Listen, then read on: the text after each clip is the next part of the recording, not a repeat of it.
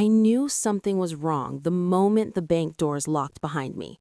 The click echoed too loudly. People turned. A woman near the ATM paused mid-transaction. My stomach dropped as the bank manager gestured toward a chair and said, "Sir, please sit." The lobby smelled like disinfectant and warm paper. The fluorescent lights buzzed above us. My son stood beside me, scrolling on his phone, completely relaxed, almost amused. "What's the big deal?" he muttered, not even looking up. "You told me I could use the card." Then he laughed and finally looked at me. "God, you're embarrassing. It was a small purchase. Try to keep up." The words hit harder than I expected. I felt my face burn. The teller froze. No one spoke. The silence stretched so long my ears rang. I could hear my own breathing, slow, shaky, exposed. That's when the bank manager straightened his tie and said, very calmly, "Actually, it wasn't small." He reached out and turned his monitor toward us. The video started without sound. My son appeared on screen inside a luxury store. Bright lights, glass cases. He smiled at the cashier, swiped my card, and didn't hesitate when the amount popped up. Then the video cut to another store, another swipe, another smile. A man behind me sucked in a sharp breath. "Oh no," someone whispered. My son stepped back like the floor had shifted under him.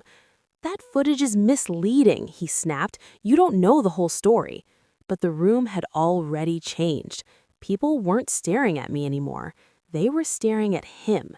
The manager paused the video and folded his hands. "There's more," he said. "Much more." My son's confidence collapsed. His shoulders stiffened. His voice dropped. "Dad, you didn't need to come here." I finally spoke. "You told me you spent $50. The manager nodded and added quietly, "The total is closer to $40,000. The room went dead silent. My son's mouth opened, then closed. His face drained white. For the first time in his life, he looked small. Then the manager turned to me with something close to respect in his eyes. "And sir, given who flagged this account, I believe you already know why this matters."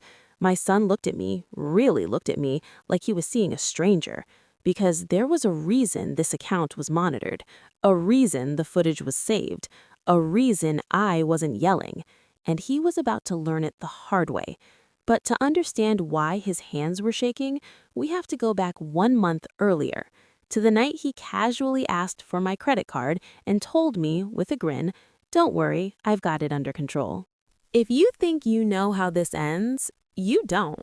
Subscribe now so you don't miss, because what happened next exposed a truth my son never expected, and neither did I. Part 1, 1 month earlier. It started on a quiet Tuesday night. No shouting, no warning signs, just the soft glow of the TV and the clink of a spoon against a coffee cup. My son leaned against the kitchen counter, casual, almost rehearsed. "Hey," he said, not looking at me, "can I borrow your credit card?" I frowned. "For what?" "A small purchase," he replied quickly. Too quickly.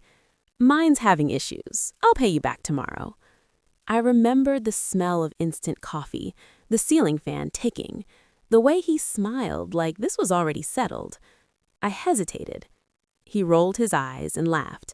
"Dad, relax. You act like I'm asking for your life savings." That should have been my first warning. I handed him the card anyway.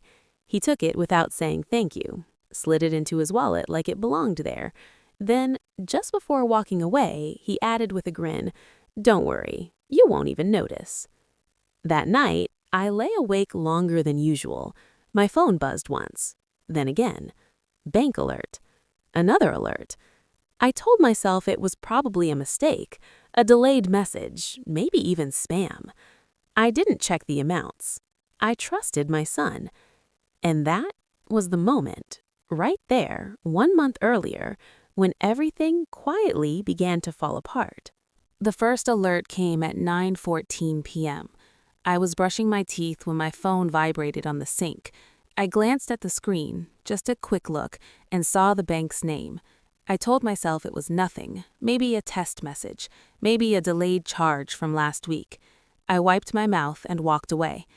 The second alert came 5 minutes later. This time, I stopped. The bathroom light hummed. The mirror showed a tired man pretending not to worry. I picked up the phone and read the message carefully. Transaction approved. No amount, no location. My chest tightened. I walked to the living room. The TV was on, but my son wasn't watching it. He was texting, smiling, tapping fast like he was excited. "Everything okay?" I asked. He didn't look up. "Yeah, why?" I nodded and sat down, pretending to watch the screen. Another buzz, then another. My phone felt heavier with each vibration. Finally, I opened the banking app. The numbers loaded slowly, too slowly. My breath caught. One charge, then another, then 3 more. Not groceries, not gas, not anything small. Electronics, clothing, a store I'd never even heard of. My hands started shaking. I looked at my son. He was laughing at something on his phone, completely relaxed. I wanted to shout. I wanted to grab the card back, but something held me still. Fear, maybe, or disbelief. I said his name. He sighed, annoyed. "What now?" "The card," I said quietly. "What are you buying?" He finally looked at me, irritation flashing across his face. "Why are you checking? Don't you trust me?" The question stung. There are alerts," I replied. He stood up, towering over me. "Stop acting paranoid. I told you it was a small purchase. You're making a big deal out of nothing." Then he walked away. That night, more alerts came. I didn't sleep. By morning, the total was so high my app wouldn't even refresh properly. That's when I realized this wasn't a misunderstanding. It was a pattern, and I knew talking to him wouldn't fix it. So I did the one thing I never thought I'd do. I went to the bank. The bank opened at 10 a.m. I was there at 9:45. The sun was already hot outside, but the moment I stepped into the lobby, cold air washed over me. The smell of disinfectant and paper hit my nose, the same smell I'd noticed years ago when I first opened that account. I walked to the counter and spoke quietly. "I need help with my credit card." The teller asked for my ID. Her fingers paused on the keyboard, just for a second, but I noticed. She glanced at the screen, then up at me, then back down again. "Please wait," she said. "The manager will speak with you." That's when my stomach dropped. I sat in the waiting chair, watching the clock tick. Every second felt loud. My phone buzzed again, another transaction. I didn't even open it. The manager finally came out. Tall, calm, professional. "Sir," he said gently, "could you come with me?" We didn't go to the open counter. He led me into a small glass room at the back, closed the door, sat across from me. That's when I knew this was bigger than I thought. He folded his hands. "Your account triggered multiple alerts last night." I swallowed. "Because of my son?" He nodded once. "Yes, and because of the type of purchases." He turned his screen slightly, not fully toward me yet. These weren't accidental swipes. They were deliberate, high value, multiple locations, short time frame. My heart sank. "I trusted him," I said, my voice cracking before I could stop it. The manager didn't interrupt. "There's something else," he continued. "We usually don't show this unless necessary." He clicked a button. A paused video appeared on the screen. My son's face stared back at me. Mid-laugh, mid-swipe. I felt my chest tighten. "This is security footage," the manager said. "From the stores." I stared at the screen, frozen. "So you already knew?" I whispered. He met my eyes. "Yes, sir. And that's why we locked the card and asked you to come in." I nodded slowly. But before he could continue, the door handle rattled. Someone was coming in, and from the sound of that voice outside, I knew exactly who it was.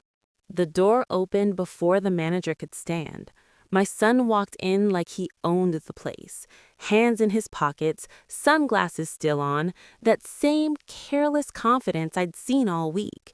He didn't even look at me at first, just glanced around the room and sighed.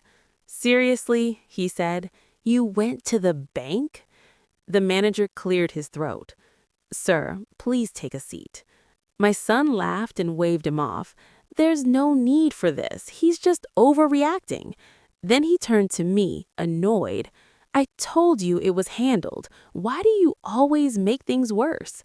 I felt every word like a slap. The manager remained calm, too calm.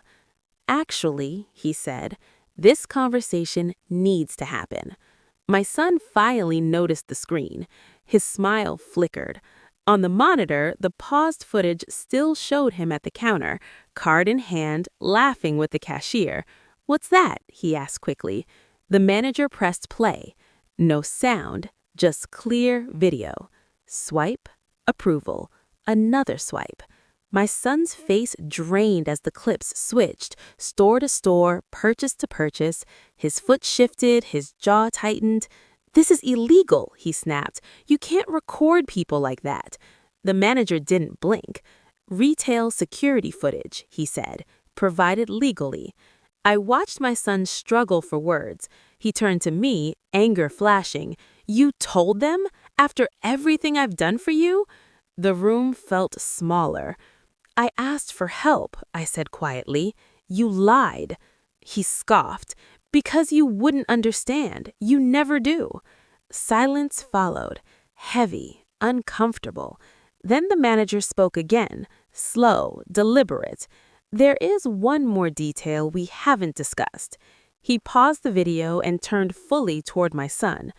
"Do you know why this account triggered priority review?" My son shrugged, trying to look bored. "No, and I don't care." But his voice cracked. The manager turned to me. "Sir, may I proceed?" I nodded. And in that moment, my son realized this meeting wasn't about money anymore. It was about consequences. The manager reached into a drawer and pulled out a thin folder. Not thick, not dramatic, just quiet, like it had been waiting. He placed it on the table and slid it toward me first. "My permission?" he asked. I nodded. My son shifted in his chair. His leg bounced. He tried to laugh it off, but the sound didn't come out right. "What is this?" he asked. "Some scare tactic?" The manager ignored him. "Your father's account," he said calmly, "is flagged for 2 reasons." My son leaned forward now. "Flagged? For what?" The manager lifted one finger. "First, because of the unusually high balance." My son froze. I said nothing. "And second," the manager continued, "because of who manages it." That's when my son looked at me again. Really looked at me. "Dad," he whispered. "What is he talking about?" The manager opened the folder. Inside were documents, agreements, names my son didn't recognize, but the tone in the room changed instantly. "This account," the manager said, "is monitored by a private financial compliance team. Any suspicious activity triggers an automatic review, including footage requests." My son stood up. "You're lying." The manager met his eyes. "We are not." My son turned to me, panic creeping into his voice. "Why would your account need that kind of monitoring?" I finally spoke. "Because I don't gamble," I said. "I don't take loans. I don't overspend." I paused. "And I don't let people steal from me." His mouth opened, closed. The manager added the final blow. "Sir, based on the total amount and intent, this qualifies as financial fraud." The word hung in the air. Fraud. My son's hands started shaking. "Dad, you wouldn't let them do that to me. I'm your son." I looked at him, at the boy I raised and the man who lied. "I gave you my card," I said quietly, "not my future." The manager stood. There are next steps. And for the first time in his life, my son realized something terrifying. This was out of my hands. The manager didn't raise his voice. He didn't need to. These are the options, he said, placing a single page on the table.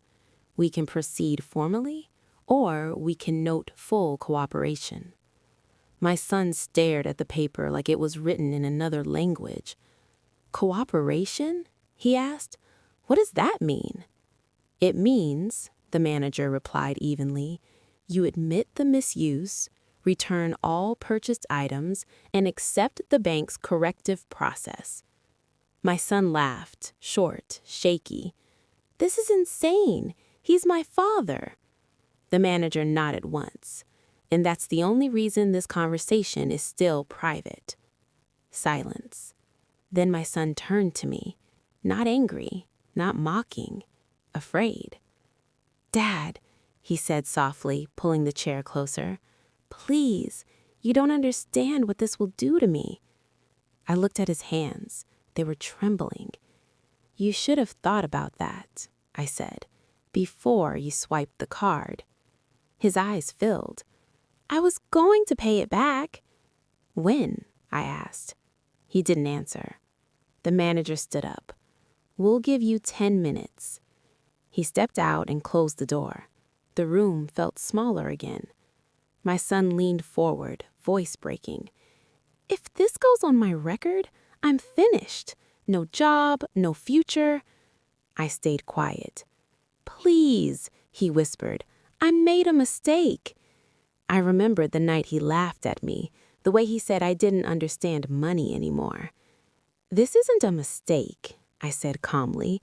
It's a choice. He dropped his head into his hands. For the first time, I saw him as a man facing consequences, not a child expecting rescue. The door handle moved. The manager was coming back, and I still hadn't made my decision. The manager stepped back into the room and closed the door gently behind him. He looked at me, not rushed, not demanding. Have you decided, sir? My son shot up from his chair. Dad, please. His voice cracked. No anger left, no pride, just fear. I took a slow breath. In that moment, I didn't see the man who mocked me in the bank lobby. I saw the little boy who once held my finger crossing the street, the teenager who said he'd take care of me one day. But I also remembered the lies, the laughter, the way he said I didn't understand money anymore. I won't protect you from the truth, I said finally, but I won't destroy you either. My son looked up, confused. The manager nodded. Then we proceed with full cooperation. My son exhaled like he'd been holding his breath for hours, but relief didn't last. Understand this, the manager added. All items must be returned, funds recovered, and the account remains under permanent watch. My son swallowed. Yes, he said quickly, anything. The manager gathered the papers. We'll begin immediately. As he opened the door, my son turned to me. I'm sorry, he said. I really am. I studied his face. I hope so, I replied, because trust doesn't come back the way money does. The manager paused at the door. One more thing, sir. He looked at me. Your account will remain exactly as it is. I nodded. My son frowned. What does that mean? I stood up, feeling strangely calm. It means, I said, you never needed my card. He stared at me confused, but the truth, the final truth, still hadn't been said out loud. We walked out of the glass room together. The bank lobby felt different now, quieter, respectful. The same people who had stared at me earlier suddenly looked away. The manager stopped near his desk and turned to my son. There's something you should understand, he said. Your father's account isn't just monitored for fraud. My son frowned. Then for what? The manager looked at me. I gave a small nod. Because, he said carefully, your father manages funds that aren't only his. My son's eyes widened. After my wife passed, I said softly, I set up accounts, education funds, emergency reserves, Family trusts. His mouth opened slightly. For your future, I continued, and for your children when you have them. He staggered back like the floor shifted. You were spending money meant for people who don't even exist yet, the manager added. My son's face crumpled. I didn't know, he whispered. You never asked, I replied. The silence this time wasn't awkward. It was heavy with understanding. I protected that account, I said, because some things are bigger than comfort, bigger than ego. Tears rolled down his face. I'm sorry, Dad. I nodded. I know. As we stepped outside, the sun felt warmer, lighter. He walked beside me quietly, no jokes, no phone, no arrogance. Trust wasn't fixed, but the truth was finally out. And that was the beginning of something new. If this story moved you, subscribe for more real-life lessons about trust, family, and consequences. Sometimes the hardest truth is the one that saves everything.